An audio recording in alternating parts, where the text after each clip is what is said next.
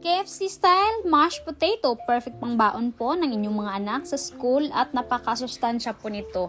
Narito po mga procedure. First po, balatan natin yung ating patatas.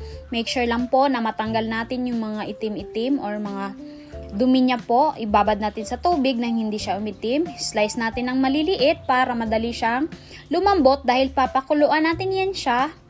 Sa isa lang natin sa apoy, depende na po sa inyo. Lagyan natin ng kunting asin para may lasa na po yung ating patatas. Pag malambot na po, ilagay natin sa strainer. Nilalagyan ko ng, dyan ko po minamash sa salaan. Nang sa ganun po, mas malambot pong ating patatas at pag ninguya nyo po, wala na pong buo-buo at napaka-soft at it melts in the mouth. After po nyan, mamash ninyo, lagyan natin ng fresh milk or evap. Any milk ay pwede, depende na po sa inyo, tansya-tansya lang. I-mix po natin, make sure po na ma-mix natin. After nyan, mag-melt po kayo ng butter. Yan po yung pampasarap ng ating mashed potato. At i-mix natin yan.